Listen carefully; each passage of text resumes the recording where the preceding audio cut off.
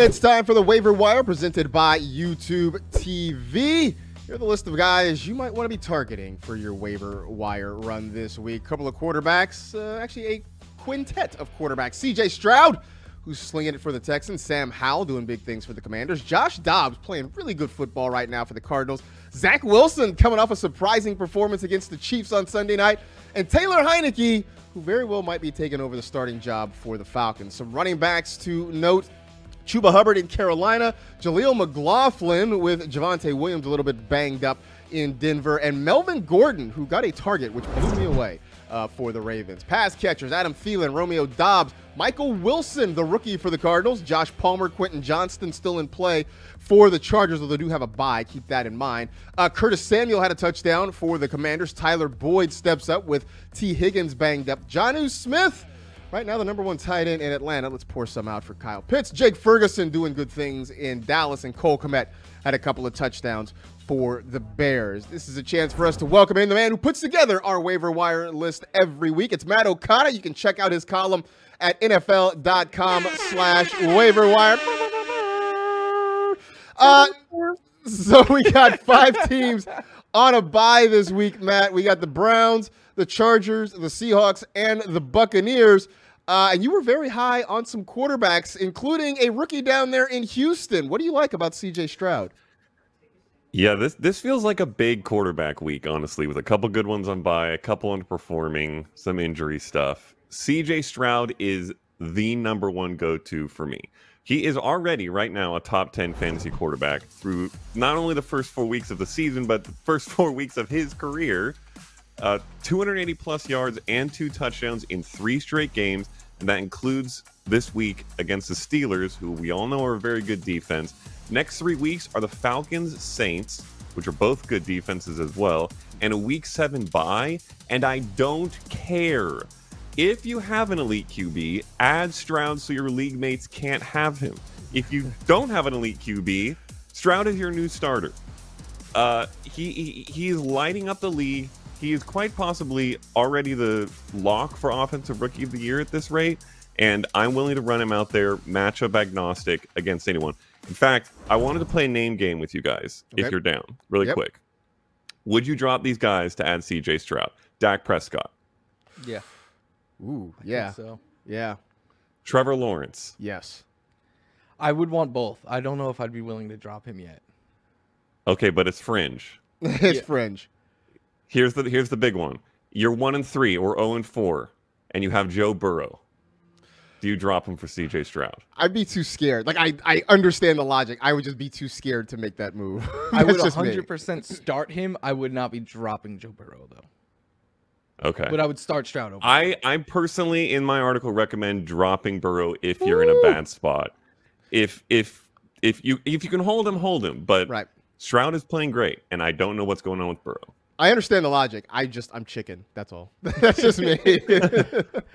You have another quarterback here who, coming into the year, I said was going to be a value for as long as he could start, and then he wasn't able to get the ball to Terry and Dotson, and yesterday I was calling for his job, and then he went out and performed great, and we finally saw him running the ball as well. So what about Sam Howell? How do you feel about him moving forward? Yeah, I really like Sam Howell, at least as a stream starter. And by the way, let it just be known, Terry McLaurin's touchdown was barely a Terry McLaurin touchdown, and it was because someone fumbled the ball and he picked it up. So we still have to see Howell get McLaurin into the end zone properly, but he had another start-worthy week. Again, despite throwing only 1 passing touchdown. It's the second time he's done that, and it was again on the merits of his rushing ability, which you pointed out. He had a rushing touchdown in week 1.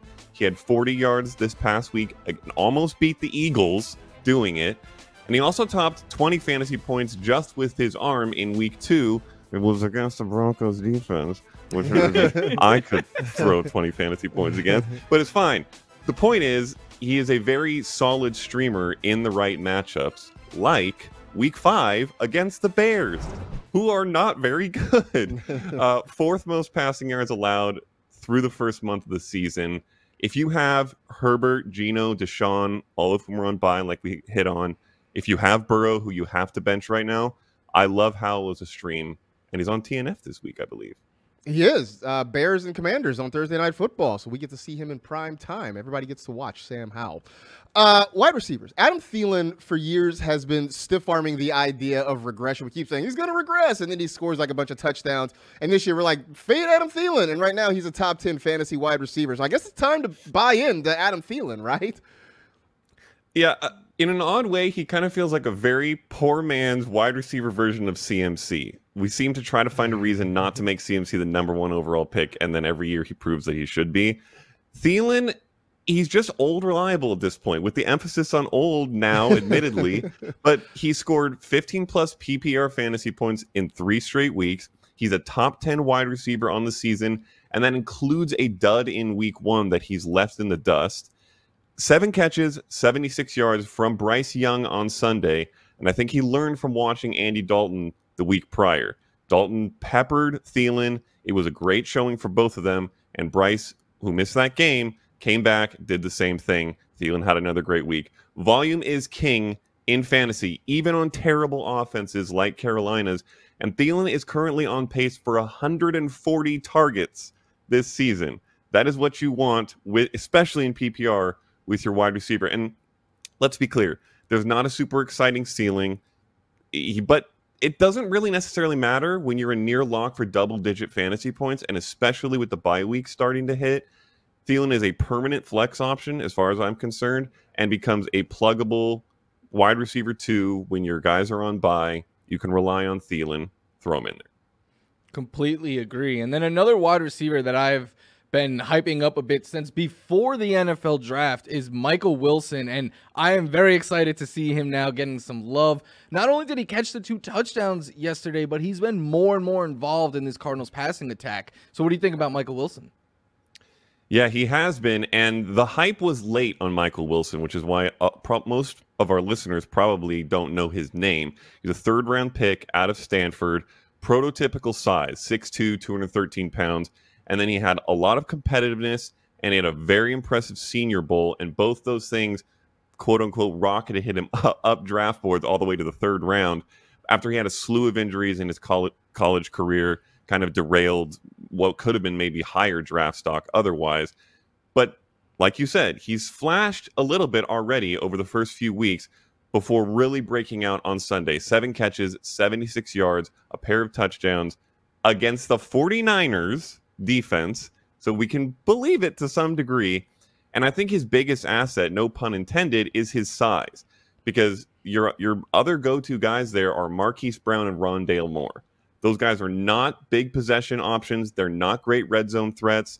You do have Zach Ertz down near the red zone, but I think Michael Wilson is stepping up to a point where he's going to be maybe that guy and might end up leading this team in every category going forward. And with Joshua Dobbs playing as well as he is, and maybe Kyler returning at some point, I think Wilson could be the biggest surprise of this draft class and a very valuable fantasy asset moving forward. Just one more surprise, because the Cardinals have been a surprise through the first 4 weeks of the season with how well they have played. Huge surprise. Record doesn't show it, but they've played some really good football so far this season. Yep. It seems like the Cowboys just keep turning over the tight end position, but they keep finding guys who perform. I guess Jake Ferguson is next in line there, huh? I think so. He kind of first showed up in the offense with a touchdown in week 2, and I remember writing in the column, listen, guys, he scored a touchdown. What more do you want from tight ends? Just stash this guy. Since then, he's averaged double-digit fantasy points per game, top 8 among tight ends. He led the Cowboys with 7 catches on 7 targets for 77 yards. So if you like 7, you should like Jake Ferguson. In the annihilation of the Patriots on Sunday, he has a clear rapport with Dak. That's just obvious on the field. It's obvious in his stat line. He very much seems to be the new Dalton Schultz. And this offense is humming, and a humming offense means red zone trips, and red zone trips are good for the player who leads the entire NFL with 11 red zone targets. He is their go-to guy where it counts most for tight ends. I think he has a very good chance to lead the position in touchdowns over the remainder of the year. Obviously, Travis Kelce's always in that conversation, but Ferguson is a hot red zone option. I think he is a must-add, and really at this point, a must-start in like everything but 6-team leagues. Plus, you can throw in some Fergalicious team names. That's a big win. So, add him. And another tight end, Cole Kmet, he's the tight end 1 right now in week 4, caught 2 touchdowns, but he had more fantasy points in week 4 than the first 3 weeks combined. Is this just Kmet going against the Broncos, or do you think that he is real moving forward? This is a little bit of column A and a little bit of column B, but it's more column B. And let's be clear, Kmet is not the most widely available player, but he is available in more than 40% of NFL.com leagues, which is how we set the bar for the waiver column, for the show. That makes him eligible, and it's way too available. This guy is the 1B, really, in that offense. He has 1 fewer target than DJ Moore, and he's produced with it. Admittedly, not super great fantasy production over the first 3 weeks, but we saw the huge game he had last week, 85 yards, 2 touchdowns, 28 fantasy points, and that rockets him all the way up to top 3 among tight ends over the whole season. That's the kind of game he can have, which is why he needs to be in your lineup. But even when he doesn't put out that kind of production, he's going to be a startable tight end, which admittedly isn't great. And this really heavily depends on Justin Fields and his inconsistency. Can he be better than he was over the first 3 weeks? I don't think he'll be as good as he was against the Broncos, because they're the Broncos and they might be the worst defense we've ever seen in the NFL. But I think he falls somewhere in between these two for the rest of season. Guys with this kind of target share do not grow on trees. He is must roster and start. Let's talk about a guy to stash, and it's in Denver. Javonte Williams has a hip flexor. He's sort of day-to-day right now. But Jaleel McLaughlin the last couple weeks has gotten some opportunity, and he's looked pretty good about it. Yeah, this is not the best week for running backs on the waiver wire. Devon Achane stole it all last week, all the good running back juju.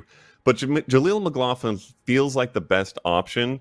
And with Javonte day-to-day, we don't really know how that's going to play out. I expect he might miss a week or two. I do think that McLaughlin is a stash. I say stash because they play the Jets this week, and I do not really want to start this guy against the Jets. But he, like you said, he's looked very good. He had a great week, 104 scrimmage yards and a touchdown on Sunday. He's an undrafted rookie who had a very productive college career, but they were at lower tier schools, so didn't get any draft capital. We didn't really know what to expect from him, but the tape has looked good. The production last week with Javonte exiting early looked really good. I think he's worth tucking away and maybe even becomes usable if Javonte is not fully healthy for a while. What about for fantasy defenses? Are there any that people can get ahead of right now and stream for week 5? Yeah, I have 3 defenses that I love this week that are all very readily available. You have Aiden Hutchinson and the Lions, who get Bryce Young and the Panthers this week.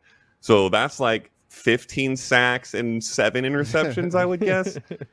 Not quite, but literally something insane is possible with this defense, the way they've been playing, the way they've been blowing out teams, and the Panthers have been struggling. So love the Lions.